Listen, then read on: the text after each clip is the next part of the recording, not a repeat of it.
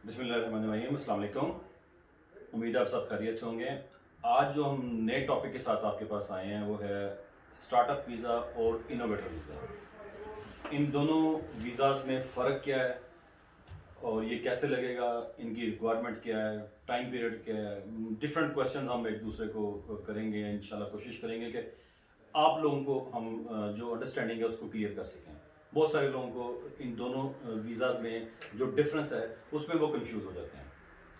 तो स्टार्ट करते हैं सबसे पहले कि इसमें डिफरेंस क्या है, इनोवेटर वीज़ा क्या है और स्टार्टअप क्या है। स्टार्टअप पहले आया था कि इनोवेटर पहले आया था, या पहले हमें स्टार्टअप वीज़ा अप्लाई करना है या इनोवेटर वीज़ा अप्लाई करना है। तो सबसे पहले मैं अज़हर मुस्तफ़ा साहब से रिक्वेस्ट करूंगा कि प्लीज़ हमें इसका डिफरेंस बताएं। अस्सलाम वालेकुम रहमतुल्लाह। सबसे पहले शुक्रिया नुमान साहब और हमारे साथ सलमान साहब किंग ऑफ इमिग्रेशन तशरीफ रखते हैं। जज़ाकल्लाह फॉर योर टाइम। तो दोस्तों बात यह है कि जब से ब्रेक्सिट आया है चीज़ें कुछ ईज डाउन हो रही हैं इमिग्रेशन के हवाले से। ये वाली पॉलिसीज़ बहुत पुरानी नहीं है। ये पॉलिसी मार्च 2019 को लॉन्च हुई थी और इसमें उन्होंने फैसिलिटी दी है कि जो लोग अब्रॉड बाहर से या यूके से भी नया बिजनेस डेवलप करना चाहते हैं वो इस कंट्री में आएँ और अपनी इन्वेस्टमेंट करें। सबसे पहले मैं स्टार्टअप का थोड़ा सा ब्रीफ आपको बता देता हूँ। स्टार्टअप जिस तरह नाम से जाहिर है कि जो भी शख्स अपना कोई भी बिजनेस इस कंट्री में स्टार्ट करना चाहता है उसको ये 2 साल का वीज़ा देंगे। 2 साल के वीज़े में वो कोई भी जॉब कोई भी बिजनेस कर सकता है और 2 साल के अरसा ख़त्म होने के बाद अपने वीज़े को स्विच करेगा। स्विच मुख्तलिफ कैटेगरीज में हो सकता है। स्विच इनोवेटर वीज़े में भी हो सकता है जो कि अगला एक बिजनेस वीज़ा है। स्विच किसी भी वर्क परमिट में भी हो सकता है, तो उसको स्विच करना है। ये हो गया स्टार्टअप। इसकी तफसील इंशाल्लाह हम अपने सेशन में आगे भी बताएंगे। अगला जो वीज़ा है वो है इनोवेटर। इनोवेटर का मतलब है, ये भी नाम से जाहिर है, उन्होंने जैसे नाम रखे हैं उसी तरह उन्होंने पहचान भी रखी है। जो भी शख्स, जो भी यहाँ पे बिजनेसमैन कोई भी इनोवेशन लेके आना चाहता है, बिजनेसमैन कोई नई चीज़ लाना चाहता है इस कंट्री में, इसको वेलकम करेंगे। और उन्होंने इसकी शर्त रखी है कि वो अपने बैंक स्टेटमेंट या अपने साथ 50,000 पाउंड मिनिमम और मैक्सिमम जितना मर्जी लाना चाहे, जो वो लेके आएगा उसको ये वो इनोवेटर वीज़ा देंगे और उसको 3 साल का वीज़ा मिलेगा। और ये वाहिद कैटेगरी है इस यूके में जो कि 3 साल के बाद ILR indefinite leave to remain में कन्वर्ट हो जाएगी। Thank you much. जी सलमान, आप इसमें क्या ऐड करेंगे डिफरेंस में स्टार्टअप और इनोवेटर का डिफरेंस? मेन डिफरेंस जो है वो ये है कि इनोवेटर वीज़ा 3 साल का होता है और स्टार्टअप 2 साल का। इनोवेटर के लिए you have to show 50,000 pound bank balance obviously दिखाना पड़ता है एज कैपिटल। स्टार्टअप में 50,000 पाउंड नहीं दिखाना पड़ता। थोड़े से कुछ और fund, because in startup you still saying that I am going ahead and going to do business, so you still need to show that you have some sort of funds available to do the business of course. तो basically जो फ़र्क है वो ये, एक तो 3 साल का है और एक 2 साल का है। और इनोवेटर के अंदर 50,000 पाउंड दिखाना पड़ता है और आफ्टर 3 years, जैसे कि अज़हर भाई ने कहा है कि indefinite leave to remain settlement मिल जाती है, जिसे कुछ लोग PR भी कहते हैं, PR मिलती है। तो या और लेकिन स्टार्टअप जो है वो 2 साल का होता है। 2 साल के बाद स्विच करना लाजमी है, आप उसके बाद सेटलमेंट के लिए अप्लाई नहीं कर सकते। आप स्विच करेंगे या तो इनोवेटर में या तो स्किल्ड वर्कर वीज़े इनमें। तो स्टार्टअप में अगर पैसे शो नहीं करने तो मैं आगे जॉब कर सकता हूँ? जी बिल्कुल। अब स्टार्टअप जो 2 साल का वीज़ा है उसके अंदर आप जॉब करें, थोड़ा अंडरस्टैंड करें यूके को और यूके का कैसे यहाँ पे एम्प्लॉयमेंट सिस्टम रन होता है, कैसे यहाँ पे कंपनीज रन होती हैं, ये सारा कुछ आप अंडरस्टैंड करें। और उसके बाद में फिर आप बिजनेस की तरफ आ सकते हैं। आप स्टार्टअप के अंदर आप जॉब कर सकते हैं। आप पहले कुछ महीने या 1 साल 1.5 साल आप जॉब करें और बाद में जैसे आप कंफर्टेबल हो गए बिजनेस की तरफ आने के लिए तो आप उस तरफ आ सकते हैं। 2 साल का एक तरह का ओपन वीज़ा है स्टार्टअप के। अभी आप स्टार्ट कर रहे हैं तो आप देखें आप किस तरीके से स्टार्ट करना है। आपने जॉब करके करना है या डायरेक्टली 6 महीने सिर्फ जॉब करनी है और डायरेक्टली बिजनेस में चले जाना है, या क्या नाम है 16 महीने जॉब करनी है। 18 महीने 1.5 साल, और उसके बाद फिर आपने जाना है क्या नाम है बिजनेस में, जैसे मर्जी या उसमें। लेकिन मैं वैसे एक और चीज़ कहना चाहूँगा, बहुत सारे लोग ये समझते हैं कि ये स्टार्टअप पता नहीं कितना कॉम्प्लिकेटेड है और ये इनोवेटर कितना कॉम्प्लिकेटेड है और ये पता नहीं होगा, ये इतना they no hard visas, they very easy to get, so they should get in contact with us. Of course we're in contact with endorsing bodies, and obviously sending the documents for it to be approved and for the endorsing body to further endorse our client, of course. So we're in contact with endorsing bodies. ये अजहर भाई तकरीबन रोज़ ही सुबह बात कर रहे होते हैं endorsing body से, तो ये हम इतना हार्ड नहीं है, काफ़ी इजी है, और लोगों को ये ऑप्शन एक्सप्लोर करना चाहिए जो आउटसाइड है, क्योंकि डेफिनेटली उनको ये काफ़ी ऑप्शन अट्रैक्ट करेगा। पहले इंडोर्सिंग बॉडीज़ के बारे में हम अजहर भाई से बाद में बात करते हैं, लेकिन मैं फिर ये पूछना चाहूँगा, जैसे मैंने स्टार्टअप वीज़ा अप्लाई करना है, ठीक है, और मैंने प्लान कर लिया कि मैं नेक्स्ट 2 इयर्स यूके देखूंगा, कि सोसाइटी को समझूंगा, बिजनेस को समझूंगा, बिल्कुल, और साथ जॉब करता रहूंगा, ठीक है, और 2 साल के बाद मैं फिर जाके इनोवेटर में स्विच कर जाऊंगा, नो प्रॉब्लम। तो फिर मुझे फंड्स की ज़रूरत क्यों है स्टार्टअप अप्लाई करने के लिए? आपको अब इमिग्रेशन रूल्स ये ठीक है, मैं वैसे कहता हूँ स्टार्टअप जो है वो आप बेसिकली ये कहते हैं, आपको होम ऑफिस को बताना पड़ता है कि मेरे इंटेंशन है लॉन्ग टर्म किसी बिजनेस करने के, ठीक है, जो लॉन्ग टर्म इंटेंशन है बिजनेस करने के, जैसे कि 2 साल बाद या मैंने 1.5 साल बाद जो भी बिजनेस करना है, या 2 साल बाद जो भी बिजनेस करना है, उसके लिए कोई ना कोई फंड्स होने चाहिए। अब आप फंड्स दिखाएं, आप माने फिर बेशक शायद बिजनेस ना करें, अभी ना करें, आपका जो प्लान था नहीं अभी मैं और देखना चाह रहा हूँ क्योंकि कोई, या और समझना चाह रहा हूँ, और देर जॉब करना चाह रहा हूँ, वो ठीक है, लेकिन इन शॉर्ट हमें ये दिखाना पड़ता है क्योंकि स्टार्टअप के अंदर आपको इंडोर्समेंट चाहिए। इंडोर्समेंट काम जॉब पे नहीं मिलती, जॉब के लिए इंडोर्स नहीं करते, बिजनेस के लिए इंडोर्स करते हैं। तो और जो भी बिजनेस करना है बगैर कैपिटल का तो नहीं होगा, कैपिटल थोड़ा बहुत तो चाहिए होगा उसके लिए, तो इसलिए वो कैपिटल भी दिखाना पड़ता है। अजहर भाई इसके बारे में थोड़ा ज़्यादा मेरे ख्याल में नहीं, ज़्यादा तो नहीं, आपसे ज़्यादा नहीं मैं बता सकता, लेकिन सलमान भाई मेरा ख्याल है if you show them to be a potential businessman you need to show some capital. that's Some it. capital, yes, So absolutely. yes, there is no hard and fast rule how much, Yes, but you need to show. that's correct.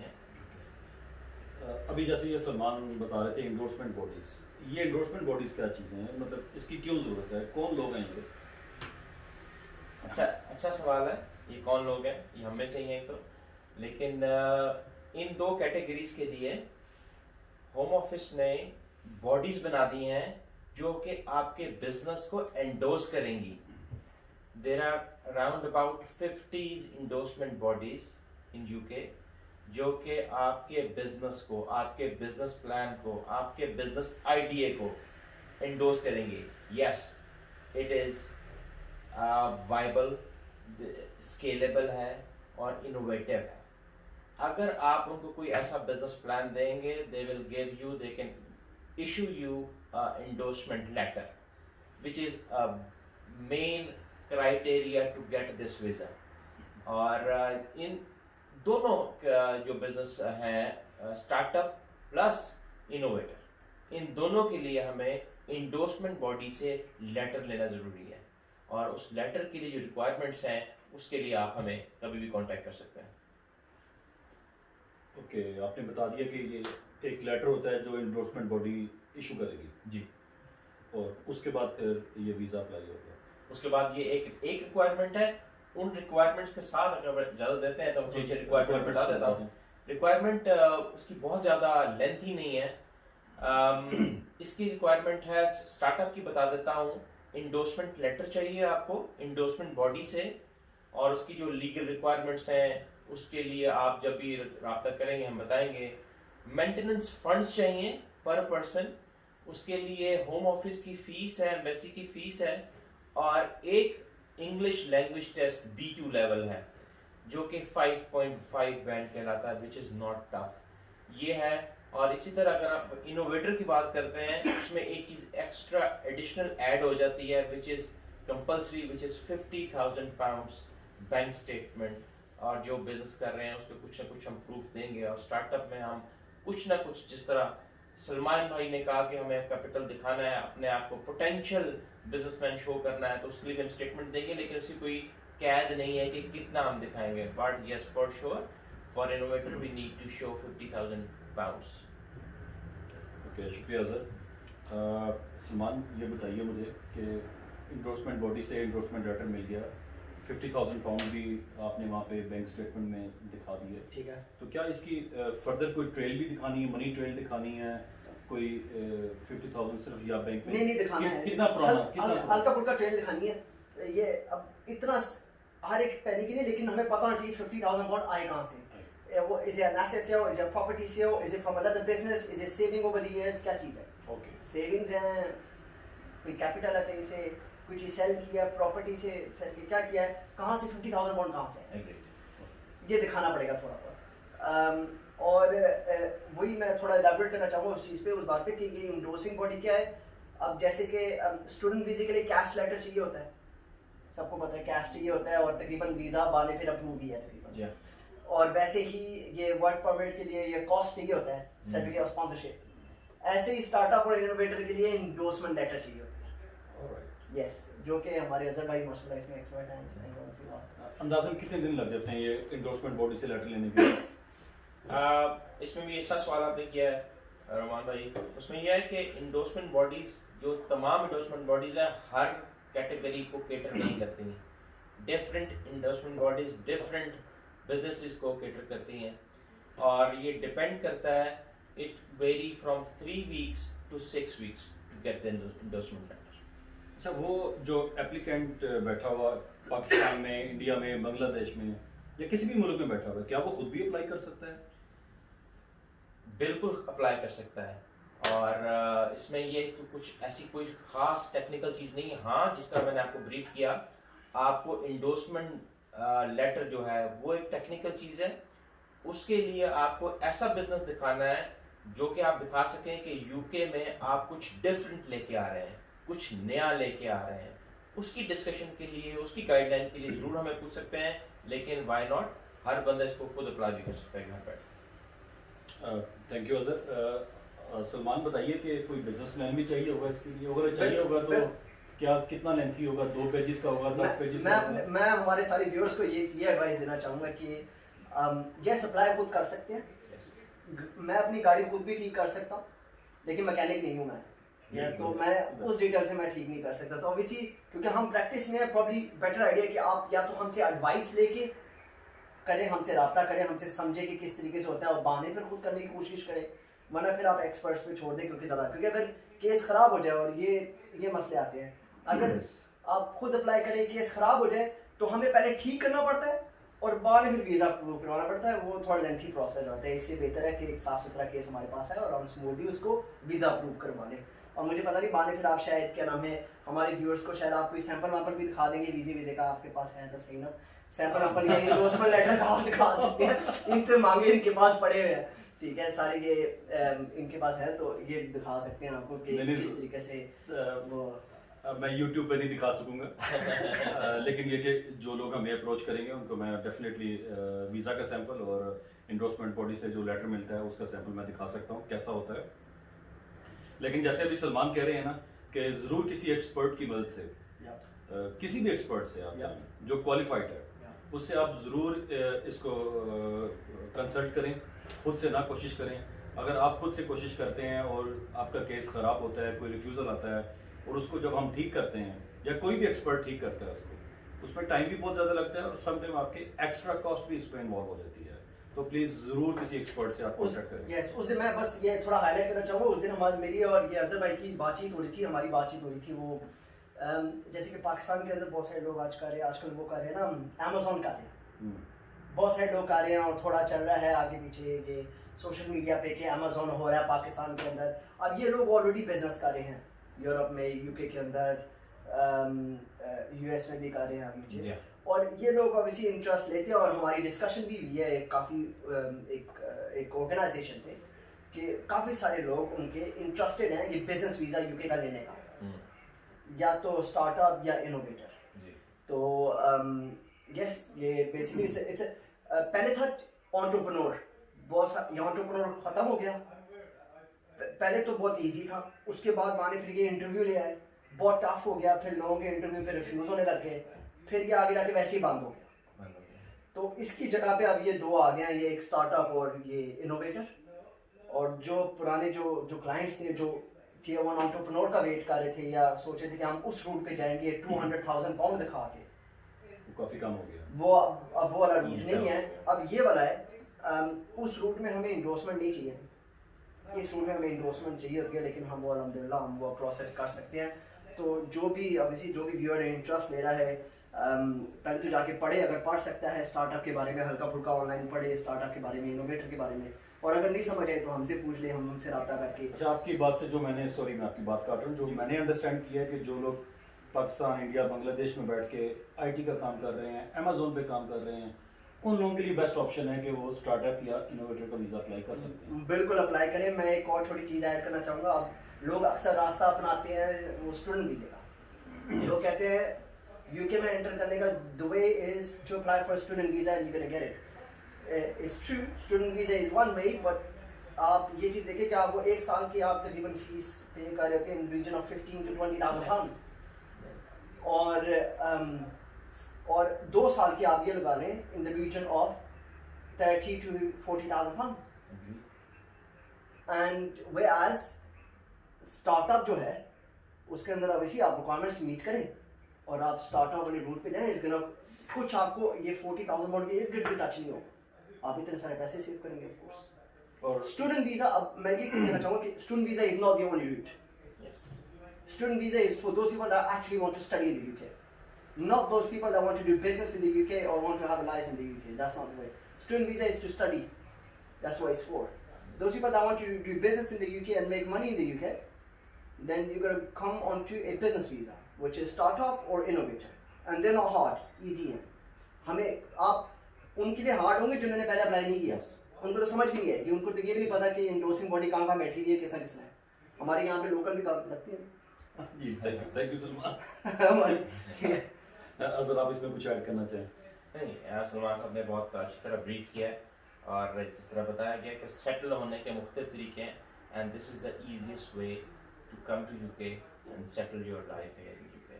और उसमें आपको जिस तरह startup में पहले आके यहाँ की जो सोसाइटी है उसमें किस तरह आपने अपने बिजनेस को लेके चलना है, जॉब को लेके चलना है, इनका अकाउंट्स कैसे होते हैं, सारा आप समझ सकते हैं। तो this is the good way to come to. और ये स्टार्टअप और इनोवेटर के साथ मेडिकल भी फ्री मिलता है। ये बहुत अच्छी बात की है सलमान भाई आपने कि अगर जो आएगा स्टडी फ्री है और आपका मेडिकल फ्री है और स्टडी बच्चों की फ्री, बहुत अच्छा, ये भी अच्छा सवाल किया क्या applicant स्कूलिंग जो बच्चों की होती है, ऑब्वियसली जो बिजनेसमैन आते हैं उनके बच्चे ज़्यादातर स्कूल में पढ़े होते हैं और जो ओवर 18 है वो इसमें शामिल नहीं हो सकते।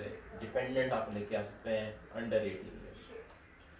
मतलब जो भी एप्लीकेंट स्टार्टअप और इनोवेटर वीज़ा लेता है उसके बीवी बच्चे साथ आएंगे। Yes. बच्चों का मेडिकल और उनकी स्टडीज़ यहाँ पे फ्री हैं। फ्री है, लेकिन जो मेन एप्लीकेंट है अगर वो पढ़ना चाहे साथ के साथ प्राइवेटली पढ़ सकता है, प्राइवेटली पढ़ सकता है, correct। लेकिन पे करके पढ़ेगा। पे करके पड़ेगा of course। ऑफ कोर्स क्योंकि वो बिजनेस करने के लिए आ रहा है, पढ़ेगा तो पढ़ने की परमिशन नहीं उसको Yeah. होगी। Yeah. ये होगी। नहीं, पढ़ने की वैसे नहीं परमिशन, नहीं, ओके, स्टडी की नहीं। तो इनोवेटर के साथ क्या काम लेकिन कर आप काम कोर्स करने कर की सकते, permission- लेकिन आप कोर्स वैसे इनोवेटर के साथ आप कोर्स कर सकते हैं। mesela का अगर आप कोर्स करना चाहें, Professional course। Professional courses But you need अपने to आप को फर्दर डेवलप करने के लिए प्राइवेटली पे करके आप वो कर सकते हैं, लेकिन वैसे नहीं काम कर सकते, इनोवेटर पे काम नहीं कर सकते। काम बिजनेस करना है, जॉब नहीं कर जॉब नहीं कर सकते, ओके। बिजनेस करना है।